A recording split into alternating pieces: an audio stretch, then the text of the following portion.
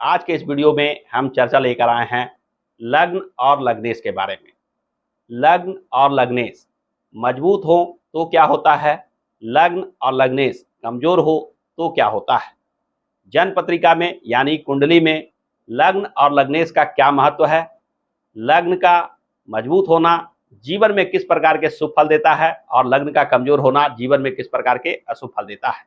आज के इस वीडियो में हम जानेंगे कि कैसे देखें कि पत्रिका में आपका लग्न और लग्नेश मजबूत है या कमजोर। साथ ही साथ जानेंगे कि लग्न भाव के स्वामी जिसे लग्नेश कहते हैं वह पहले भाव से लेकर 12वें भाव में विराजित होकर कहाँ शुभ और मजबूत माने जाते हैं, कहाँ अशुभ और निर्बल माने जाते हैं। यानी लग्न के आधार पर आज हम जानेंगे कि जीवन में किस प्रकार का भाग्य लिखा हुआ है, किस प्रकार की किस्मत लेकर आप आए हैं। तो आइए बिना किसी विलंब के वीडियो को प्रारंभ करते हैं। मित्रों, जन्म पत्रिका के अंतर्गत लग्न यानी पहला भाव को अत्यंत महत्व दिया गया है। चाहे केंद्र की बात हो जिसमें 1, 4, 7, 10 में पहला भाव उपस्थित होते हैं, साथ ही साथ केंद्र त्रिकोण भाव में भी पहला, 5वां, 9वां में भी पहला भाव को महत्व दिया गया है। यानी केंद्र और केंद्र त्रिकोण दोनों भाव में शामिल होता है आपका यह लग्न भाव। अतः जन्म पत्रिका का सबसे महत्वपूर्ण भाव माना जाता है। जिस प्रकार से किसी भी इमारत, बिल्डिंग के मुख्य द्वार से उस बिल्डिंग की स्थिति का पता लगाया जा सकता है, ठीक उसी प्रकार लग्न को देखकर आप जान सकते हैं कि आपकी कुंडली की क्या स्थिति है, कुंडली में क्या लिखा है, क्या प्राप्त होने जा रहा है, जो आपके जीवन में भाग्य और दुर्भाग्य को नियंत्रित करता है। जन्म पत्रिका में यदि लग्न भाव यानी पहले भाव में शुभ ग्रह विराजित हो, जैसे गुरु, शुक्र जैसे शुभ ग्रह, बुध इत्यादि ग्रह विराजित हो तो लग्न मजबूत होता है। हमें दूसरी स्थिति यह देखना है कि लग्न में जो राशि लिखी हुई है, जो अंक लिखा है, उसके स्वामी कौन सा ग्रह बन रहे हैं, यह कहाँ विराजमान है। यदि लग्न भाव का स्वामी शुभ स्थान पर विराजमान हो तो भी लग्न को मजबूत मानना चाहिए। यानी लग्न में शुभ ग्रह का होना या लग्न भाव के स्वामी का शुभ स्थान पर होना लग्न को मजबूत होने का संकेत देता है, जो जीवन में समस्त प्रकार के सुखों को देने वाला माना जाता है। शास्त्रों में ऐसा माना गया है कि लग्न भाव का स्वामी ही सारे शुभ फलों को रिसीव करने वाला, प्राप्त करने वाला ग्रह होता है। लग्न भाव का स्वामी निर्बल हो तो किसी भी प्रकार के शुभ फलों को प्राप्त नहीं किया जा सकता है। यानी जन्म कुंडली में बनने वाला अच्छा से अच्छा योग भी निष्फल हो जाता है। आइए अब हम एक एक कर जानते हैं कि लग्न भाव का स्वामी कहाँ विराजित हो, पहले भाव से लेकर 12वें भाव में, तो क्या फल देते हैं। सबसे पहले हम बात करें कि लग्न भाव का स्वामी स्वयं लग्न में विराजित हो। लग्न भाव का स्वामी स्वयं लग्न भाव में विराजित होना अत्यंत शुभ स्थिति मानी जाएगी, क्योंकि यहाँ स्वगृही होकर लग्नेश मजबूत स्थिति में हो जाएंगे। और लग्न में यदि कोई शुभ ग्रह स्वगृही होकर विराजित हो जाते हैं तो ऐसे व्यक्ति के जीवन में यश, प्रतिष्ठा, मान सम्मान एवं अपने मेहनत से किस्मत का उदय, भाग्य का उदय अवश्य में प्राप्त होता है। जीवन में सफलता, तरक्की अवश्य में प्राप्त होती है। वहीं बात करें द्वितीय भाव में लग्नेश के विराजित होने का, द्वितीय भाव जिसे धन भाव भी कहा जाता है, धन भाव में भी लग्नेश का होना शुभ माना जाता है, बशर्ते कि वह अपने शुभ राशि में हो, मित्र की राशि में हो या अपनी राशि में हो, उच्च राशि के हो। इन स्थितियों में यह शुभ फल निश्चित रूप से देता है। परंतु अशुभ राशि में होने से, शत्रु के राशि में होने से द्वितीय भाव में विराजित लग्नेश जीवन में बाधा विघ्न खड़ी करता है, खासकर आर्थिक समस्या को बढ़ाने वाला बन जाता है।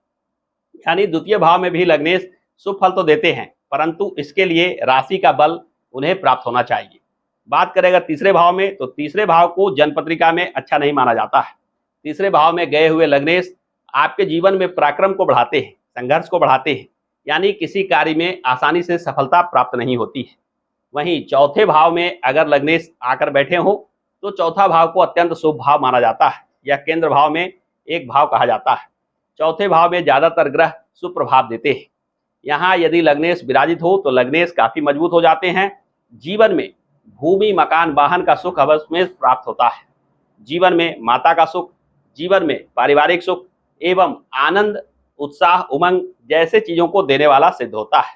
चौथे भाव का लग्नेश अत्यंत शुभ माना जाता है। बात करें यदि 5वें भाव में विराजित होकर लग्नेश क्या फल देते हैं, तो 5वां भाव विद्या, बुद्धि और संतान का भाव माना जाता है। पंचम भाव को केंद्र त्रिकोण में एक स्थान दिया गया है, अतः 5वें भाव में भी लग्नेश का होना कुछ ना कुछ शुभ फल अवश्य में देता है। खासकर यदि उच्च राशि या स्वराशि के होकर 5वें भाव में लग्नेश बैठ जाते हैं तो यह राजयोग की तरह प्रभाव देता है। जीवन में किसी भी कार्य में सफलता आसानी से प्राप्त होती है। खासकर 5वां भाव शेयर बाजार, लॉटरी सट्टा जैसे चीजों से जुड़ा हुआ भाव होता है। अतः इस भाव में लग्नेश अगर विराजित हो तो इन क्षेत्रों से विशेष धन संपदा प्राप्त होने के योग बना देता है। आगे बात करें अगर हम छठे भाव की, तो छठा भाव एक अशुभ भाव माना जाता है। त्रिक भाव में छठा भाव का स्थान दिया गया है। यहाँ लग्नेश का विराजित होना लग्नेश निर्बल होने का संकेत देता है। लग्नेश का निर्बल होना जीवन में बाधा, विघ्न और कष्ट को बढ़ाने वाला माना जाता है।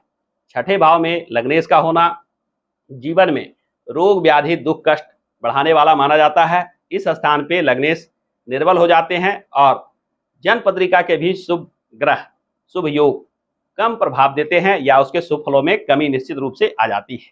तो छठे भाव में यदि लग्नेश चले गए हो तो लग्नेश के बल को वृद्धि के उपाय अवश्य करने चाहिए। बात करें यदि सप्तम भाव की, तो सप्तम भाव में लग्नेश अगर विराजित होते हैं तो वहां से 7वीं दृष्टि सीधे लग्न पे पड़ती है। कोई भी ग्रह जब 7वीं दृष्टि से अपने घर को देख रहा हो तो घर के मजबूती को बढ़ाता है। अतः सप्तम भाव में भी कहीं ना कहीं यह शुभ प्रभाव निश्चित रूप से देता है। सप्तम भाव के बाद आइए अब बात करते हैं 8वें भाव की। 8वां भाव भी त्रिक भाव में आता है। अतः अष्टम भाव में गए लग्नेश भी निर्बल हो जाते हैं।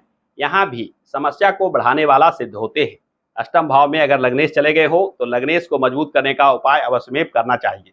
यहाँ लग्नेश का जाना अचानक उतार चढ़ाव का संकेत देता है, खासकर हानि का संकेत देता है। 9वां भाव जिसे भाग्य भाव के नाम से जानते हैं, यहाँ लग्नेश का जाना अत्यंत शुभ संकेत देता है। 9वां भाव केंद्र त्रिकोण भाव के अंतर्गत आता है। यहाँ लग्नेश का जाना एक प्रकार का राजयोग का प्रभाव देता है। यानी 9वें भाव में गए लग्नेश जीवन में सुख, समृद्धि, धन संपदा एवं भाग्य और किस्मत का सहयोग को बढ़ाने वाला सिद्ध होता है। बात करें अगर दसम भाव की, दसम भाव कर्म, रोजी रोजगार का भाव होता है।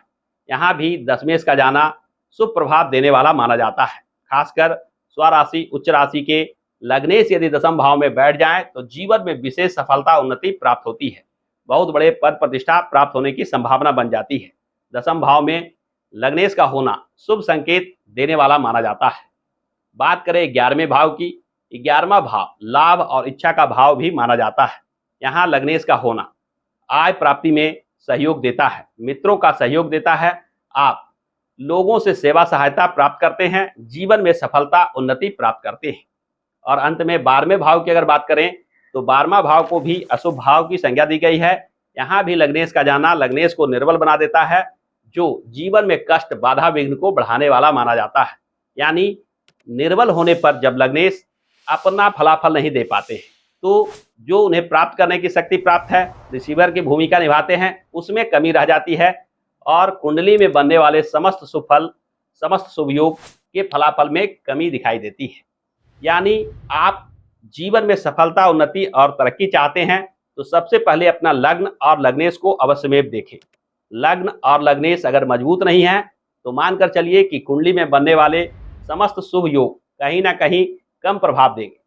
और अगर जीवन में लग्नेश के कमजोर होने के वजह से बाधा, विघ्न और कष्ट का सामना कर रहे हैं तो सबसे पहले लग्नेश का उपाय करना चाहिए। लग्न को केंद्र और त्रिकोण दोनों भाव में संज्ञा दी गई है, अतः इससे जुड़े रत्नों को निसंदेह धारण करके लाभ प्राप्त किया जा सकता है। यानी लग्न भाव के जो ग्रह स्वामी बन रहे हैं उसका रत्न निरापद रूप से आपको लाभ देगा। दूसरा, इस ग्रह से जुड़े जो लग्नेश बन रहे हैं उस ग्रह से जुड़े पूजा पाठ, खासकर कवच और स्तोत्र का पाठ करना जीवन में सफलता देने वाला सिद्ध होता है। तो लग्नेश यदि आपके कमजोर हो रहे हो तो इनसे जुड़ा उपाय अवश्यमेव आजमाएं, फिर देखिए कि जीवन में सफलता, तरक्की प्राप्त होने में देर नहीं लगेगी। आप भी हमें कमेंट करके बताएं कि आपके लग्न भाव के स्वामी कौन से ग्रह बन रहे हैं, वह जन्म पत्रिका के किस भाव में विराजित है। यथासंभव उससे जुड़े उपाय बताने की मैं प्रयास करूंगा। आज के वीडियो में बस इतना ही। आशा करता हूं कि आज का यह वीडियो आपको पसंद आया होगा। वीडियो पसंद आया हो तो लाइक और शेयर करना ना भूलें। और हाँ, चैनल पर अगर आप नए हैं तो चैनल को सब्सक्राइब करके बेल आइकन को अवश्य दबा लें, क्योंकि मैं इस चैनल पे इस प्रकार के ही ज्ञानप्रद वीडियो लेकर आता रहता हूँ। हमारे साथ अंत तक बने रहने के लिए आप सभी का बहुत बहुत धन्यवाद।